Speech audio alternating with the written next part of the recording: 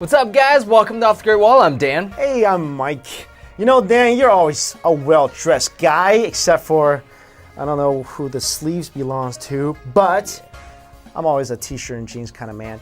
Did you know that back in China, ancient China, men actually wore dresses? Oh, yeah? You know what?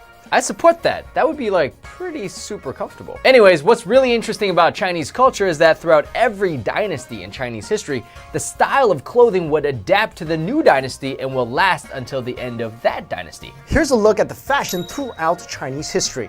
To kick things off, let's travel all the way back to the Xia and Shang dynasties. The basics of traditional Chinese fashions were born during the Shang dynasty. People wore a narrow, cuffed, knee-length shirt jacket tied with a sash with a narrow ankle-length skirt and a piece of cloth that hung down to the knees. Clothes were generally in vivid primary colors, were green, and didn't vary much between different jobs and types of people. But during the Zhou dynasty, with the development of strict social hierarchy, people started to get picky. Clothing turned into a statement. The color, the length, width, and decorations of your clothing marked your status and rank in society. Say you wanted to wear this sick new yellow skirt your mom just made for you, but nope, too bad. Only the emperor was allowed to wear yellow. And if you were like, who cares, gonna wear it anyways, well, you're gonna die. Other developments during the Zhou dynasty, besides the emperor hogging all your favorite color for himself, included the first appearance of the dress jacket, which stayed popular dynasty after dynasty. The dress jacket consisted of an upper short shirt jacket or waist jacket, tucked inside a lower floor-length skirt. A long silk belt, usually with a ring or a piece of jade at the end, was tied around the waist, and a cotton shawl was worn around the arms. Nice, I like cotton shawls. I know you do. But while the dress jacket stayed around, the Zhou dynasty unfortunately didn't. Enter the Qing state and Qin Shi Huang, the first emperor, who defeated the 6 other warring states of China and established the Qing dynasty. Besides unifying China, Qin Shi Huang tried to unify clothing. What a dictator. If you're gonna give a nation a makeover, you gotta make sure it looks good, right? Unfortunately, Qing wasn't around long enough to completely unify Chinese fashion, but he managed to unify color. The color of choice, black. Yeah, that wouldn't fly with me, as I believe in fashion, black should only be used for funerals and award ceremonies. Yes, as you mentioned so many times. Why black, you ask? Qing was a fan of the concept of yin and yang in the 5 elements theory. Now, the Zhou dynasty favored the color red, which was symbolic of fire. The ancient Chinese associated the color black with the element water, so Qin Shi Huang used the color to symbolize the power of water, the Qing dynasty, to extinguish fire, the Zhou dynasty. But other than color, clothing styles didn't change much during the Qing dynasty. The norm was loose one-piece clothing with long, large sleeves. I like that. Yeah, I prefer things a little more tighter. Of course you do. Of course you do. Next up, the Han Dynasty. China's first golden age, this dynasty had a huge influence on Chinese history and culture, and it's done a good job making sure we don't forget it. China's majority ethnic group is called the Han Chinese. Traditional dress is called Han clothing. Even the writing is known as Han characters, and the language is known as, of course, the Han language. Han Dynasty clothing was generally dignified and elegant. During the first 200 years, the Western Han Dynasty, the dark style clothing of the Qing dynasty, continued. Court dress was black, while formal dress for sacrificial rites was edged with red. Typical clothing styles included cicada-like hats, one-layer coats with twin diamond-shaped collars, sloping necklines, square sleeves, jade-hanging decorations, and red shoes. Sound like a fashion week in ancient China. There were 2 robe styles, one with a diagonal opening and one with a straight opening. In the Eastern Han Dynasty, red replaced black as the it color, as a symbol of the Han Dynasty's fire virtue. But people, especially government officials, also dressed seasonally, changing the color of their clothes to match the season. As far as accessories went, there were 13 different types of hats. But be careful, you couldn't just pick and choose at will. The style of a man's crown was an indicator of his rank in society. All right, now let's skip forward a few hundred years to the glorious, the glamorous, the one and only Tang Dynasty. Ah yes, the peak of the Chinese civilization, a time of unparalleled peace and prosperity and of dumplings. And fashion. Yes, and it was reflected in the styles of clothing of the time. Tang Dynasty clothing was luxuriant, looser, more relaxed, and more revealing than before. Women had several choices of outfits, including the classic short skirt jacket, tucked into a long skirt tied up high over the chest, loose-sleeved shirts with long skirts, and long shawls and loca gowns with high waistbands and full flowing skirts. I love Tang Dynasty female outfits. Love them. Most beautiful outfits ever. Shoes were made of silk or woven from grass, and hair covered the temples, framed the face, and was tied up into a bunch of different buns. Get it? Like cloud bun or gazing god's bun or breakfast Buns. bun. Yes, we got the buns thing. Also popular during the Tang Dynasty was a style that's now considered a trademark of traditional Chinese clothing, and one of my favorites, 大袖扇, which literally translates to big sleeved shirts. You know, people used to put things into their sleeves. I can imagine. Carry it like that. Dude, and you I'll- could like drop your arms and they fall out. Yeah, like I'll pull a bunny out of that. These elegant, heavily embroidered garments were worn by Tang ladies on special occasions. This type of dress is also often used in depictions of Chinese fairy maidens. Hey, no judgment on our ancestors. They had some serious style. We've still got another 1,000 years of Chinese fashion. Hey guys, welcome to Off the Great Wall. It's Mikey. It's Danny. So we had a lot of good comments about the Yeah. last Fashion Week video we did, so we wanted to do part 2 and guide you all the way through the rest of the ancient Chinese dynasties. I like to think that it's because we look so good. Yeah, my t-shirt. Anyway, we last left off at the glorious Tang Dynasty. So let's travel a bit further ahead to the Song Dynasty. This was a time of conservative moral values, when simplicity trumped opulence and flamboyance. Quite the 180 from the fabulous Tang Dynasty. But sometimes you just gotta stick to the basics, you know? Men wore plain robes and shirts with either straight collars or diagonal collars crossed to the right side. They wore simple silk head coverings, the most popular being the Dongpo wrap, named after the famous poet Su Dongpo. Women often wore the Beizi style, which consisted of a knee-length outer jacket with a straight collar, wide or narrow sleeves, and slits over 2 feet long under both armpits. Armpits. I hope they had deodorant back in the old days.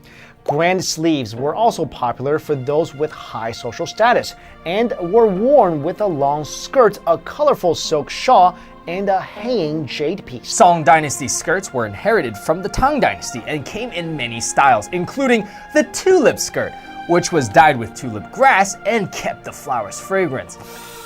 And the 100 pleated skirt, which had pleats all over and then tiny folds between those pleats. But now we put those pretty skirts on hold as the Mongols are attacking. But don't worry, they may have invaded China, but they brought with them a great fashion sense and some sick clothing. So it's all good. The Mongols established the Yuan Dynasty, and while their clothing styles are technically considered ethnic and not traditional Chinese, we'll still consider it a part of the history of Chinese fashion as a whole. You know what I love that the Mongols brought over? What's that? Hot pot and barbecue. Oh yeah. Skewers. You know what I love? What? The hawk on Genghis Khan's shoulder. They brought over. Just stop. Stop it. Zhisun dresses, which combined Han and Mongol culture, were popular for all social classes and could be made from a variety of materials. The Mongols also had a thing for horses, but you couldn't really go galloping dramatically across the plain on horseback with a long billowing skirt that just spells trouble. So instead, many people wore the bijian or panzidawu, a double-sided leather coat with no collar or sleeves that was shorter in the front. With the bijian, you could ride horseback and hunt in style. But when they weren't galloping across the plains, the ladies of the higher classes didn't hesitate to dress up. They wore long, loose gowns with moon-shaped shoulders, wide sleeves, and narrow cuffs, decorated with red and gold embroidered brocades, fur, and silk. Aristocrats who were Mongolians also liked to wear leather, marten, and sheepskin coats and hats. Nice. After the fall of the Mongols, we find ourselves in the Ming Dynasty, which took fashion advice from the dynasties of the past, the Zhou, Han, Tang, and Song. This dynasty's elaborate clothing system, which outlined styles for formal and daily wear for all different social classes, took over 20 years to fully develop. Ming Dynasty fashion rules were serious business. People in the Ming Dynasty preferred loose, billowing clothes. Officials mainly wore robes and gowns with circle colors, wide sleeves, black edges, and a black ribbon hanging belt. Gowns had square embroidery on the front and back with patterns that varied by social class. Civil officials wore embroidered birds, while military officials wore embroidered mammals. And the emperor wore the dragon. Of course. Yeah. Ordinary men didn't get pretty animals on their clothes. Unfortunately, they wore plain, straight, long gowns and Taoist gowns. And of course, no outfit is complete without accessories. Men could choose from several dozen styles of headdresses. Dude, I love accessories. I know you do. Too much.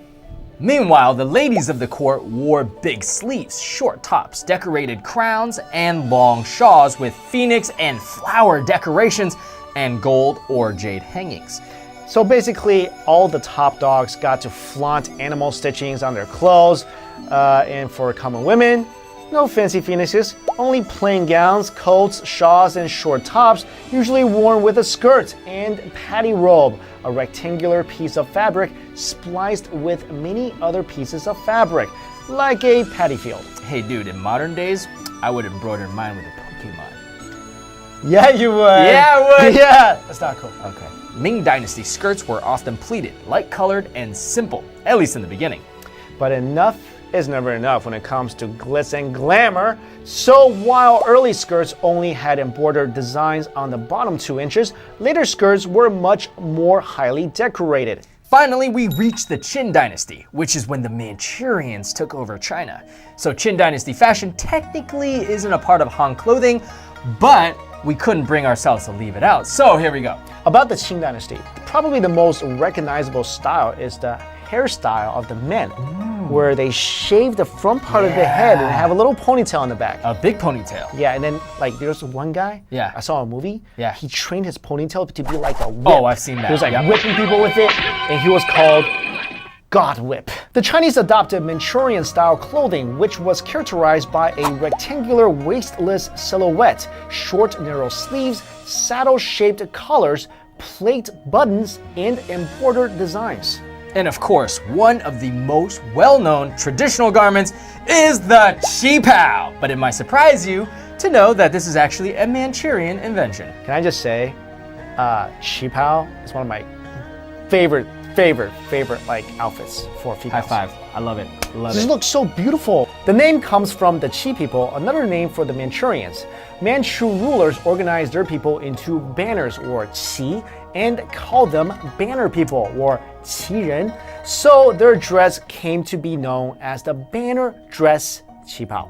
Manchurian ladies were also well known for their shoes. Ladies, you think your high heels are a pain? Check out these crazy heels. The Manchu flower pot shoes or horse hoof shoes had 4-inch high raised soles, not at the end where the heel is, but at the center of the shoes. These shoes made the ladies look taller and more slender. Imagine like if you're wearing these shoes and someone was chasing you, Oh yeah. how would you run in those? Actually, I think those shoes are a lot better for women's feet than high heels. Yeah, I heard like women, if you wear high heels for a long time, Oh, it's gonna warp it actually, your feet. Yeah, it actually messes you up really It good. actually really, it also messes up your whole everything. But this is also the time when binding the feet was commonplace. So a lot of these women, they will squeeze into like a, looks like a little kid's shoe. Oh man. Ooh. That lasted for a long time. Yeah. There's some creepy posts on the internet about that stuff. Can I just say, you got the good-looking qipao, but I don't envy what you guys have to do to make yourself look good every day. Yeah, I'm so glad every day I wake up and I say to myself, Dan, so glad you're a dude. Yeah, I say that every time I'm at an event or at a conference or a concert when the line out of ladies' bathroom That's is right. a mile long and I go to the men's bathroom, That's right. just walk right in. Yep. Man, we should do a video about how awesome it is to be a dude. Yeah! No, All right, that's now let's not do we that. love our lady viewers. You guys are awesome. Anyway, guys, thanks so much for watching. Let us know if you like this video. And please subscribe and continue to support our channel. Thanks so much. Later.